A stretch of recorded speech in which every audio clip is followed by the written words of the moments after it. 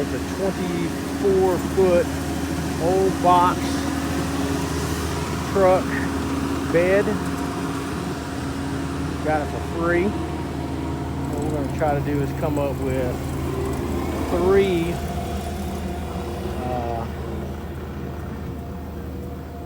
stands out of this, 7 by 8 roughly.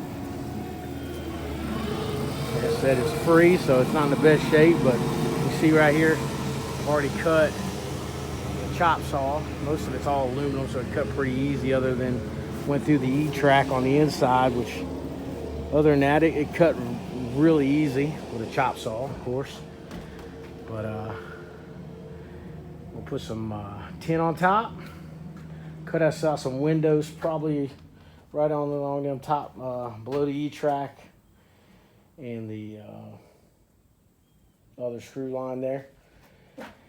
But what we'll do is we'll cut like this first section out. It's already got a door on this side that we came in, and we'll just wall that side off where the cut is, and then cut some windows in it, put a roof on it. It's gonna be very high. I mean, this thing's probably 8 foot high.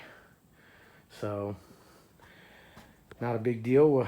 You'll be sitting way down here below the E-track, is the where the windows are going to be. So, other than that, I mean, it's old. The floor's solid. It's all wood. I tried cutting it with the chop saw. We're going to get a chainsaw and try to cut through it first, then get to the beams and then cut it with the chop saw. But the floor's solid. Hoping that the sides stay solid as we cut this thing apart and it doesn't collapse left or right on us, because it won't be much. I mean, there are some supports up top, so we should be okay.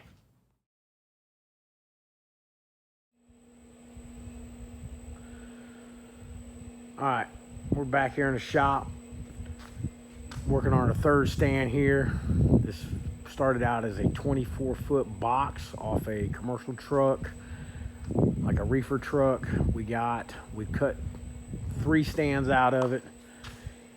2 are already up in the woods, working on the third one. I'll tell you what I like about this. It saves a lot of money, especially like this front part already has 3 sides on it.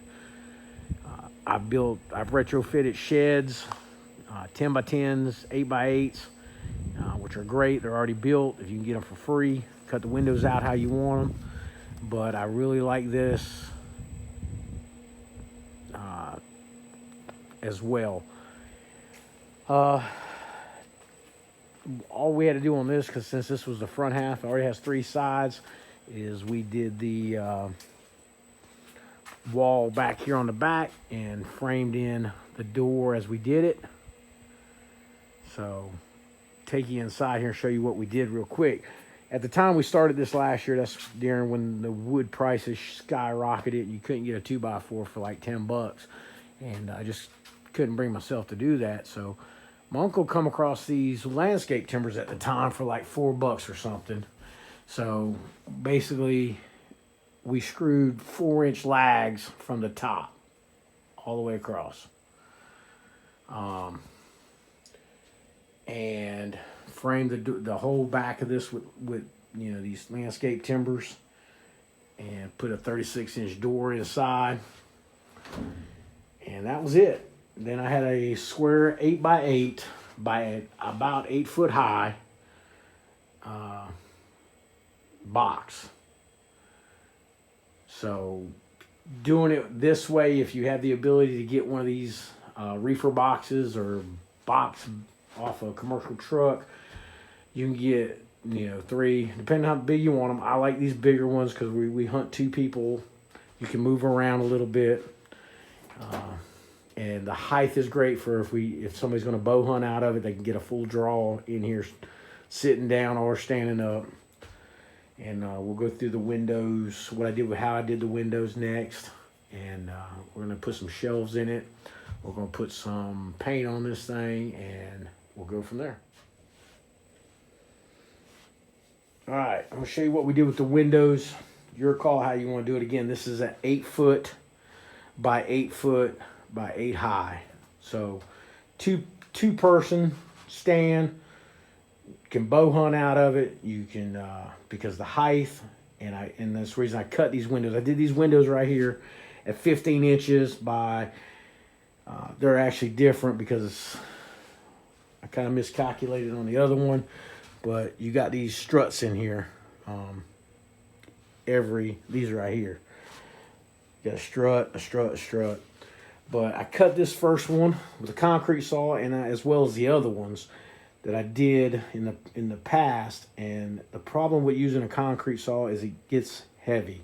So as I was cutting this, you start out level, and it kind of the blade starts going at an angle because it gets heavy.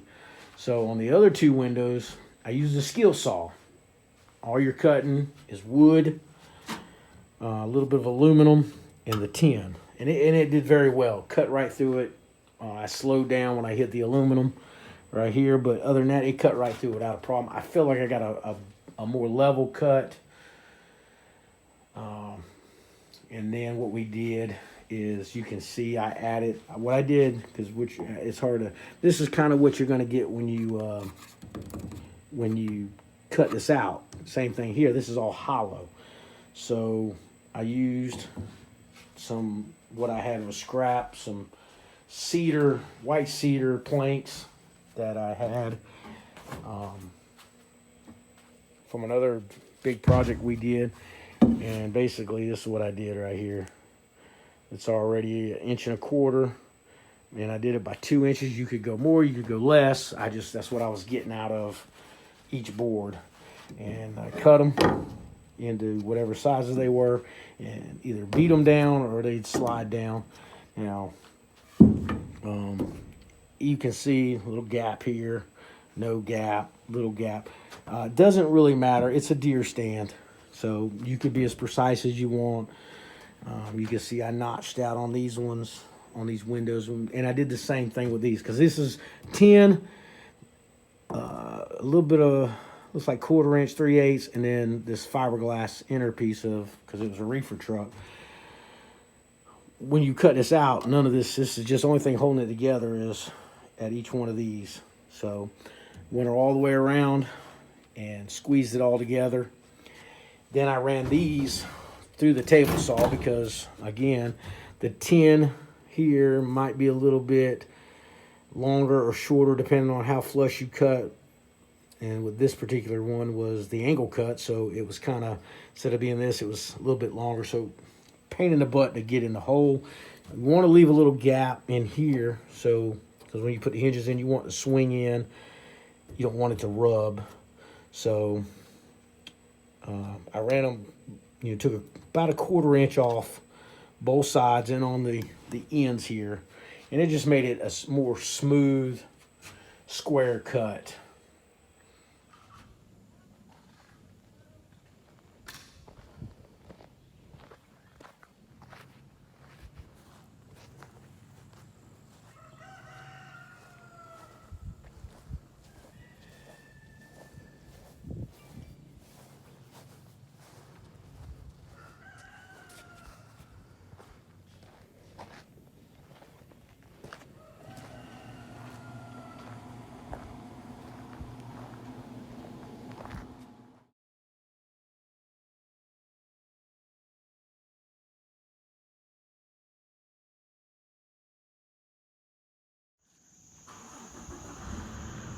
All right, we're out here, so we're gonna set the deer stand.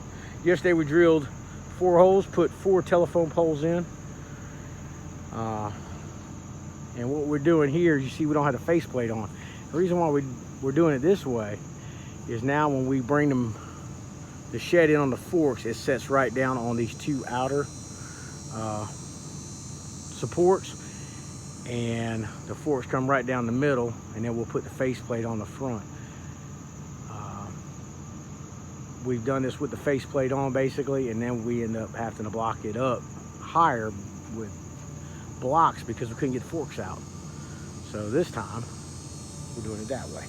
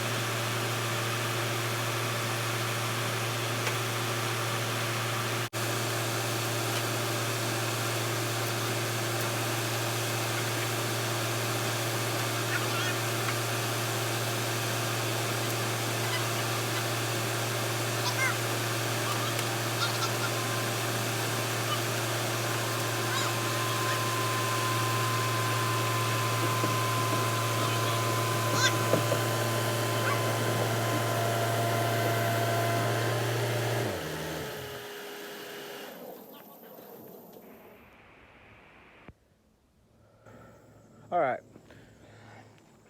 we got it up. Now we're doing some strapping on it.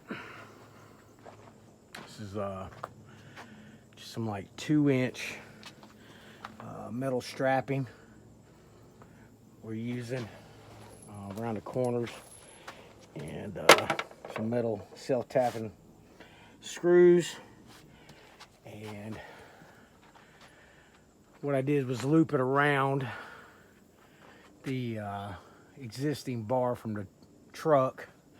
I don't know if we covered this. We did cut off about 4 inches of that so we get that faceplate in. But we didn't do that on the back, and I'll show you why in just a moment. But just loop this all the way around because that beam is welded to each beam. And then we did strapping out here.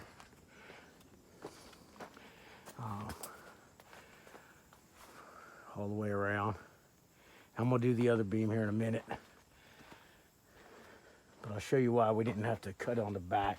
Because when we laid this up here, we put a porch on here.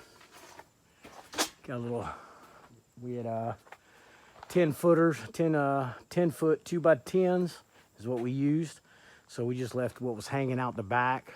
Now you could do 8 footers and put your ladder up to the door, but here you got a little, we're gonna put a ladder on here later today. And so you'll have a little landing up there. Once you get up there, put your bag on, whatever, open up the door, put the 4x4s just down to these little blocks. Not gonna be a lot of weight up there. Put a couple of gussets right there, I guess you call them, just supports for the